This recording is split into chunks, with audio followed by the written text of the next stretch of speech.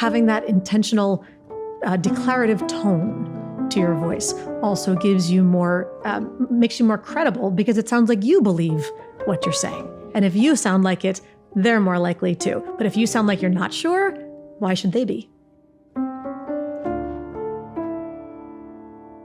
Welcome to Changing Conversations, the podcast series where we bring you insight on how you can harness the power of your conversations to make change happen. My name's Katrina, and I've got Steve with me here. Hi. And we are speaking to Dr. Laura Sicola this afternoon about speaking to influence. Yes. Laura is a leadership, communication, and influence expert and has a podcast series and a book about speaking to influence. So we're super excited to have you here. Thank you so much for joining us. Oh, thank you for the invitation. All right, let's get rolling. So I think, Steve, you had the question that we should push off with about her experience. Yeah, I mean, you've been in this field for quite some years and you have been playing with a lot of leaders around this space. So I'm super curious to kind of, okay, what have you picked up? What are kind of the things that you would share with me and Katrina that would equip us to go into our next conversation in an even better way? Is it the conversation with those leaders or the conversation as a leader? Or it's more, what have you learned? Like, what have you picked up? What are the things for me to be more aware of? I think one of the most common places that we tend to get stuck is what I like to refer to as the expert's curse, which is where we've been in our field, you've been in your field for 10, 20, 30 years, in your company for however many years, in your role for however long. And we often tend to forget what's not intuitive, obvious, already known, or even interesting to everybody else. So we may talk over their heads. We may use too many details or not enough. It's very common to forget how to take the perspective of the listener and think in terms of what they do and don't need and want to hear from us. We know, okay, well, this is my space. I want to share this information. I need you to know that. But if we start to think about what to share from the perspective of what they need, it makes for a very different conversation. And that makes sense because I think what we have, when we've been investigating this further, I mean, in many conversations, especially broken conversations, if you can put that label on, there is literally no listening. There are no questions whatsoever. It's advocacy from one part and then the other part, and it's just exchanging like ping pong advocacy. And when you talk, I'm not really listening. I'm preparing for my next point. Yes. And sometimes you can even see it. Yes. And that is really a toxic kind of, way of being in a conversation. So could you maybe open that up a little bit about the listening part? You seem to know a little bit about that. A little bit. It's funny you mentioned that people don't tend to listen to process, they listen to respond. And there's an analogy that I like, which is, did you ever see two children on the playground doing jump rope? And not just with one, but with two ropes. We call it in the US double Dutch jump rope. And so the one rope flaps this way, the other rope flaps that way, and someone's on the outside and they're pacing themselves, waiting for just the right moment to jump in. And I feel like those two ropes are like the other person's lips. We're watching the lips flap, flap, flap, flap, and we're just waiting for when there's a pause and we can jump in. We're not really listening to what's coming out. So a big part of being a better conversationalist, if a conversation is truly a two-way street, is to receive what the other person is saying. And I think most people are not willing to break that stalemate of being the first person to listen because they feel like I can't listen to you until I feel like I've been heard. So they push, or they have a verbal arm wrestling competition, say, well, once you've listened to me and I feel the catharsis, I feel that you've finally heard me, I feel understood, okay, now I can listen. Well, if both people feel that way, it's a stalemate. So we need to decide, you know what, let me acknowledge, be the first person to break that stress. Acknowledge the other person, try to understand what they're saying, And when they then feel like you've heard and understood them, they'll be a lot more likely to be able to take a step back and hear a little bit of different perspective. I can totally recognize that feeling when you're sitting in that meeting, maybe, or also when there's multiple people in the room and it's one person's turn after the other. And usually people are talking very fast as well. Yes. So you're just, as if you're at the beginning of a race, standing at the, Yes. the start line. Waiting for the gun. When can I get my word in edgeways here? But of course, if we want to make progress in the conversations that we're in, and in order to make some sort of change happen meaningfully, then we're wasting time by doing this, right? So I know that you have 3 C's that might help us in getting out of that waiting position and be able to take the room in a different way. So would you be able to fold those out for us? Oh, I'm happy to. Part of what I like to refer to as vocal executive presence is mastering the 3 C's. And that's the ability to command the room, connect with the audience, and close the deal.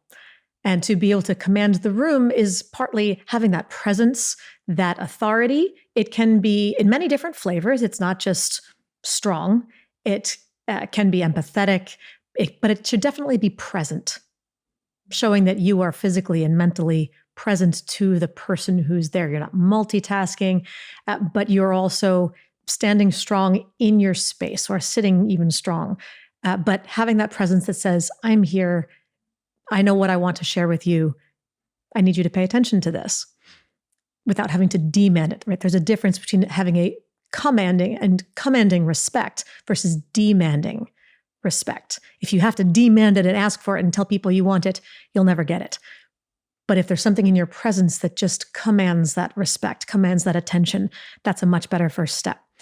The second is connecting with the audience. So somehow, through what you share and how you share it, how you listen as well, that ability to establish a connection that says, you understand me and I understand you.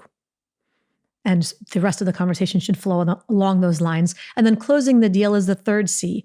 And that just means coming to an agreement, reaching some sort of mutual understanding with regard to what should happen next. That's what I believe you're referring to as progress. So closing the deal doesn't have to be signing on the dotted line and an exchange of money necessarily. It's just saying, all right, we've come to this understanding. Now here's the following. It's interesting. I was thinking with your 3 C's, one of the things that we've been geeking out on is this idea about invitation. So to which extent are you invitational in, and I was thinking across all the command, the connection, and also the closing, how can you be invitational, for instance, also in the commanding? So how can you be both and there, in the sense that you come with an intention, but you hold it lightly enough for the other people to co-own it or co-create it or nuance it and so forth. And the connection is also an area where you can be super sensitive to, the creating that connection through invitation, authentic invitation into a real conversation. That's not easy, is it? No, it certainly isn't, especially when there's an opposition of some sort. Yes. When you have competing priorities or competing pressures, where for me to get what I need, it seems like you can't have what you need or want. So they can be very difficult conversations to have. But sorry, go ahead. No. I was just thinking, sometimes when I hear people, insightful people, talking about how to navigate in a conversation or how to get to yes and how to talk to influential people or something like that, there's a little part of me that is afraid that we're getting speculative and manipulative. So we're trying to orchestrate the conversation and ourselves in a certain way to get to what we want. And there's a little part of me that is that very authentic? Because another part of me says I have to I have to be me, and I cannot play. If the conversation turns into a play for me, then there's something wrong. It's not a real conversation. What do you think about that? Oh, I agree 100%. And manipulation is one variety of influence. But manipulation generally, not always, but typically has a little bit more of a sinister sense to it, where I'm trying to get you to do something that I want, even though you don't want it and it's not in your best interest. Yes. So I'm not at all advocating for that. But perhaps, and what I heard, and you can tell me if I'm misinterpreting this, is the concern of, well, I'm coming into this conversation because I need to get some results. And perhaps a slightly different framing would help to shift the direction of the conversation, which is that I know I need to get this accomplished, but perhaps part of my mission should also be to understand better what the other person wants and needs and why, and try to figure out more creative solutions so that it shouldn't be a zero-sum game where, in order for me to get what I need, you have to give up everything that you need. What other ways can we find to come to a solution that bring us both? So active listening, asking better questions, asking more questions, listening to what the other person, and homing in on some key word that they used, or maybe a little side comment that they just made seemingly offhand, but maybe that wasn't just a commentary. Maybe something under that was really at the core that they just don't know that they can tell you. So, we mentioned that piece. Can you tell me more about that? Where did that come from? You seemed a little agitated by that notion. Can I ask what's going on there? So just asking, following up on the details, listening to not only what the person says, but how they say it. When you hear a change in energy, you hear a shift in the kind of language being used, tap into that. Ask them for a little bit more. Very few people, if given the invitation to talk more, will turn it down. And it's in what they share, with 2 or 3 more little prompts, that you'll probably identify something that you had no idea was really underneath it. And when you can find a way to help them with that, boy, do things open up for you. And that's your active listening, right? Yes. Okay. Certainly a big piece of it.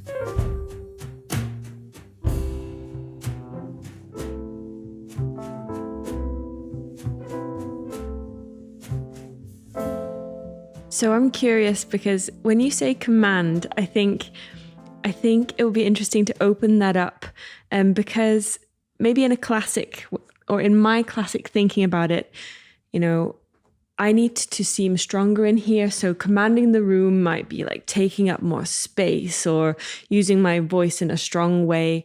But I am curious, can commanding also be not that? Can it, what's the spectrum of commanding the room? Maybe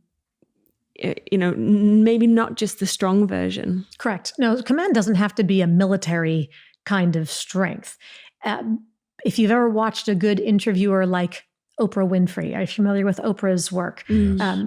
She was a great interviewer, and she was not a dominant presence in that traditional militant kind of sense, but she was so sincere in asking every question, really wanting people's stories. Her motto was, whenever anyone is done here, she would often say it to them, I see you, I hear you, and what you say matters. Yes. And that was it. So that's a different command. Absolutely. It was riveting. Yeah. So it's more than anything. It's the intention. It's the energy that you bring. It's the space that you shape. Yes. The conversation you intentionally shape. So you don't just tumble into the conversation. You go deliberately into it, knowing what's the type of conversation we need to have here in order for us to progress. Sure. And being willing to flex, because sometimes you can go in with great plans. I think it was the boxer Muhammad Ali who said, everyone has a plan until you get punched in the face. Yes. So we have those moments where we go in with a great plan and then something happens and it all goes out the window. So how do you flex? How do you shift with whatever that unexpected turn was that you couldn't control, but now your original plan's not going to work? So can you pivot and still listen well? Can you still shift your energy effectively? Maybe you do now need to step up and be a little bit more assertive, a little more dominant, a little bit stronger. Or maybe it's about backing off and saying, you know what, let's just take a step back for a second. You know, when I am least able to command a room, I've noticed is when I don't have grounding. So, in the context that sometimes you need to be stronger and sometimes you need to hold back, usually I would default to the strong version if I feel least comfortable with what we're sitting and doing. So how can I sense what is needed, or how can I find grounding when I want to affect a room in that way? So let me ask a question back at you first. When you say grounding, what does that feel like? That there's space in my body, so I can feel where I am in the room. I can feel like I can breathe, I guess. And I guess I have a visual of just toppling a little bit, because I could be blown over very easily when I'm not grounded. But when I'm grounded, then actually you can throw a lot of things at me and I'll be fine, kind of thing. Sometimes, and you mentioned something a moment ago, that it's about feeling like you can't breathe. And we often forget to breathe. So sometimes the most important step to just not reacting to something, not babbling in search of words, not scrambling, trying to figure out anything to say, is to give ourselves the space to just take a deep breath, regroup, and choose intentionally how we want to respond. It's when we tend to work off the reflex and everything tenses, we're not breathing. When we don't breathe, our brains don't work as well. And I don't say that facetiously or metaphorically, literally. The opportunity just to inhale, exhale, and release lets the tension go away and gives us a moment to collect our thoughts and be more deliberate, so we can respond more effectively instead of just that reflex blurt that tends to come out, which is rarely in our best interest. And here's a tip, if I can throw this out. Please. Yeah. If you're not sure if you're in that space or not, check one thing. Check to see if you've glued your tongue to the roof of your mouth.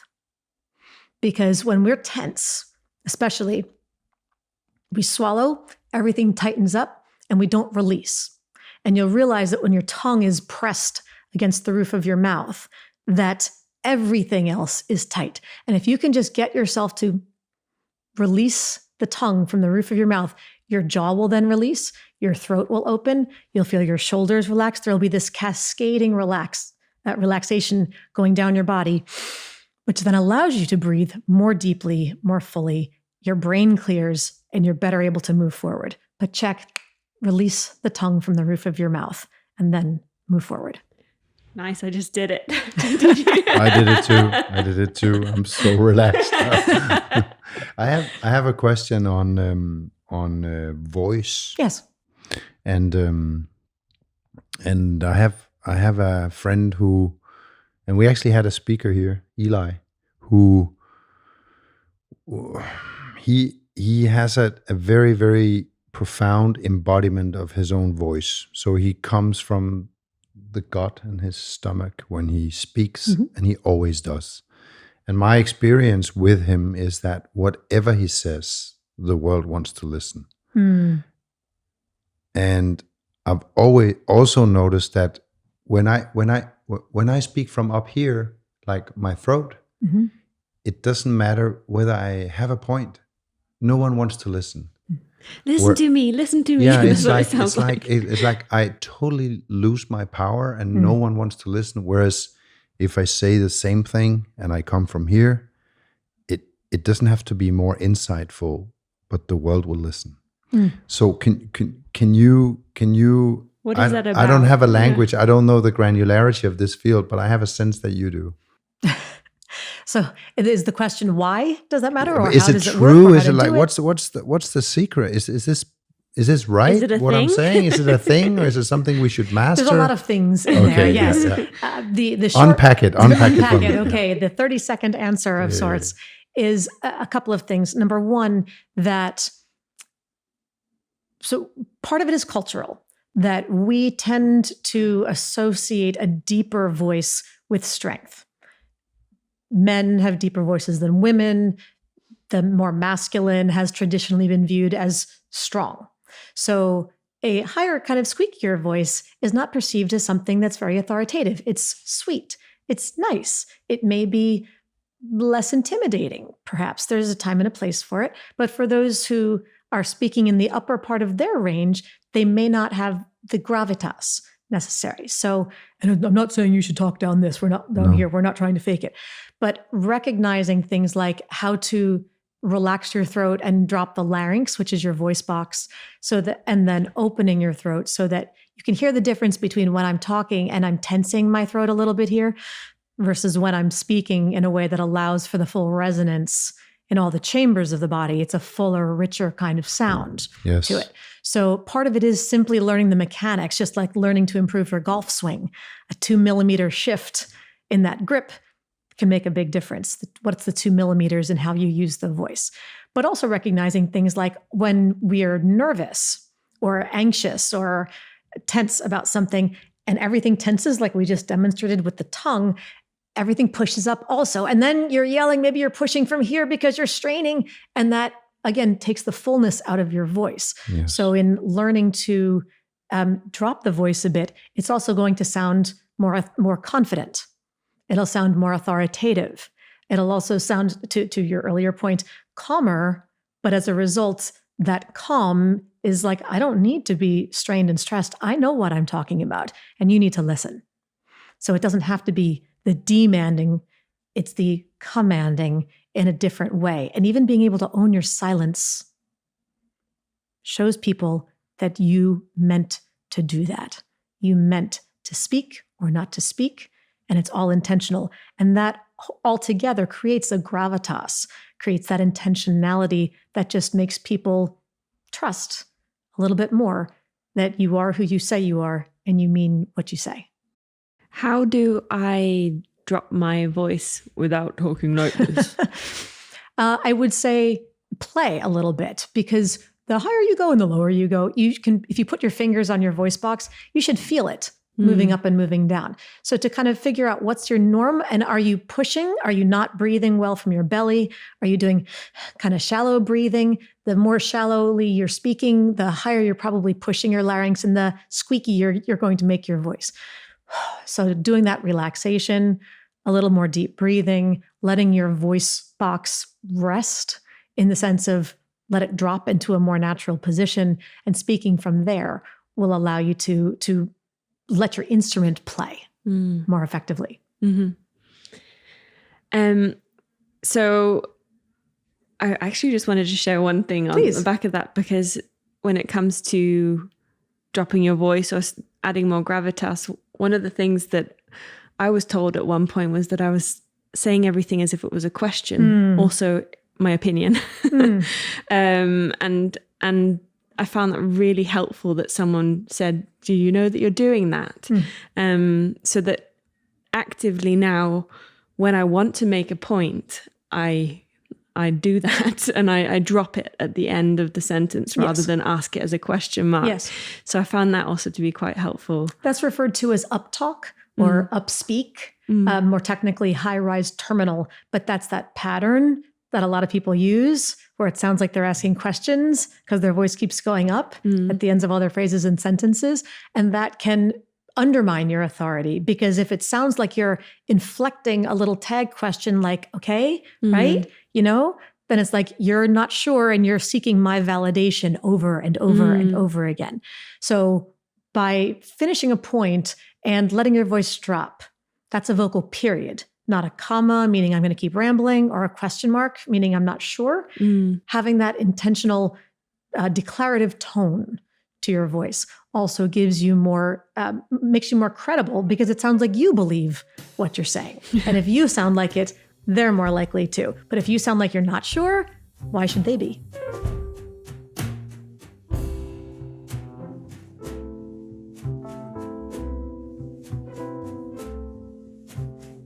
This has been really interesting to talk to you about this. So we need to remember, if we want to make some progress in a conversation, we should try to think about how we command the room. We should think about connecting to the others that are there. And you call it closing the deal, but it might be just getting to the next thing that we want to be doing.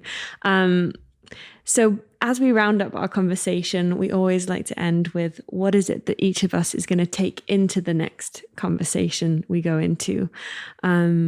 So, Steve. Yeah. For me, it was actually, you exemplified it in the very end, the power of silence and having the courage to stop.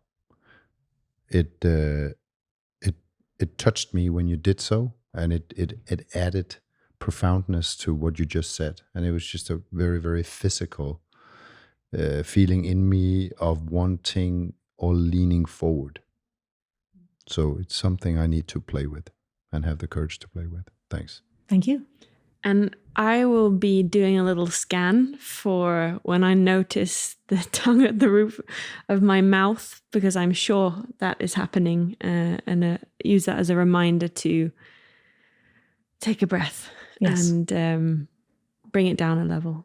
Wonderful. Yeah. What about you, Laura? Oh, I learned something from every conversation I have. And if I appreciate actually the questions that you asked, because it helps me be more present to what's going on in people's minds and clients' minds, and helping me to be, to ask more of the questions myself, to get at what's at the heart of whatever your mission is in having the conversation, because then I can address that person's needs better. So thank you. Thank you so much for joining us. It's been a pleasure.